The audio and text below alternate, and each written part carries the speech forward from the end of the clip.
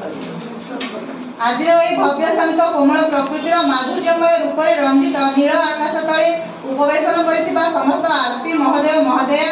एवं प्रशिक्षार्थी मानू मोर प्रणाम एवं शुभेच्छा जणाई पंच दिवसीय ओसीएफएससी 2025 तालीम कार्यक्रम प्रथम दिवस विवरणी पठन करने जाऊँगी मु दीपिका मिश्र प्रथम दल तरफ अद्य थिला पंच दिवसीय ओसीएफएससी 2025 तालीम शिविर प्रथम दिवस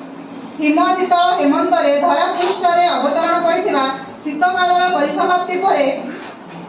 धरापृष्ठ को आगमन कर बसंत ऋतुर मृदुमलय फगुणर फगुभिजा मल्हार निजक सामिल कर सूचना क्रम समस्त शिक्षक शिक्षयित्री निर्धारित समय मध्य तालीम शिविर सरकारी उच्च प्राथमिक विद्यालय टीएसएस नगर ठारे उपस्थित होते सत्य सकाल सुनेली भांति कुहुड़ी गणर ज्योत्ना हो महकुवा आम तालीम शिविर शुभ्र मुखरित चिन्हा अचिन्हा अनेक शिक्षक शिक्षयित्री अभिवादन उत्साह उद्वेग गतिशील होता धारावाहिक नीति और दायित्व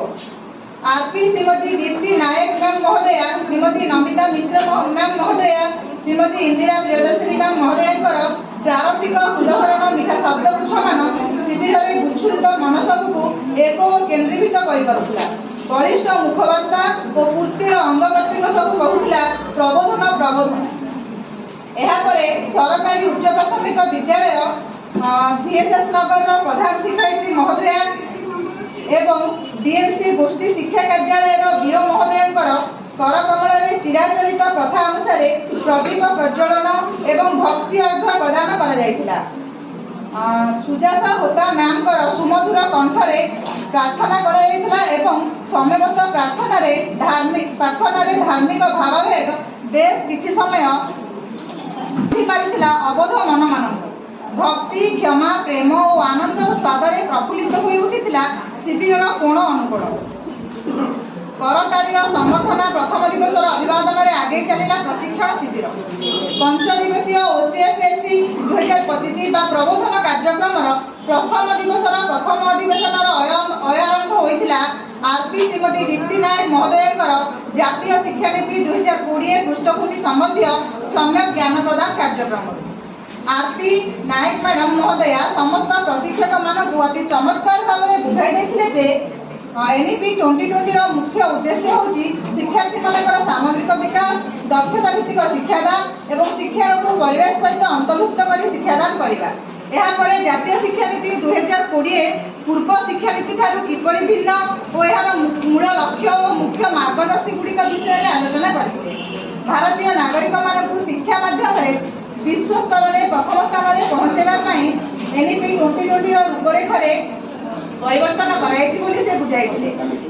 एक डिजिटल लिंक माध्यम प्रशिक्षण संबंधी प्राक आसेसमेंट कर एसडीजी सस्टेनेबल डेवलपमेंट गोल भूमिका सम्बन्ध आलोचना कर जातीय शिक्षा नीतिर लक्ष्य 3DG 3टी डेवलपमेंटल गोल रही यथा उत्तम स्वास्थ्य और संपद फलप्रद भाव विनिमय शिक्षण और संपृक्ति शिक्षा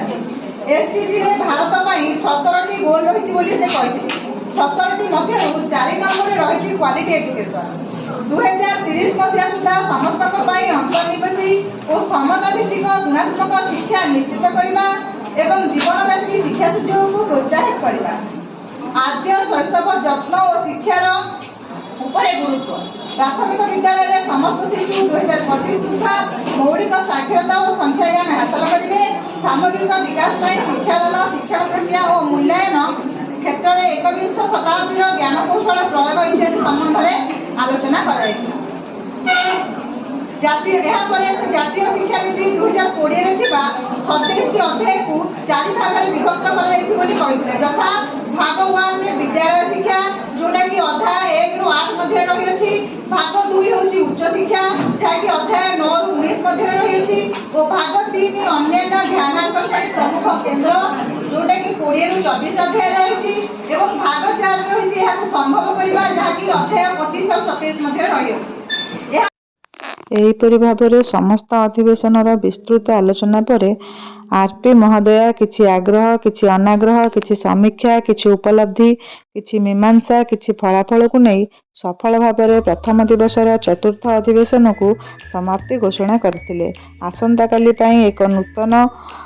उत्साह उद्दीपना आशा और आकांक्षा एवं परिवर्तनर स्वरूप को उत्कंठार सहित अपेक्षा करी प्रशिक्षार्थीगण स्वगृह को प्रत्यावर्तन करथिले। जय जगन्नाथ। धन्यवाद।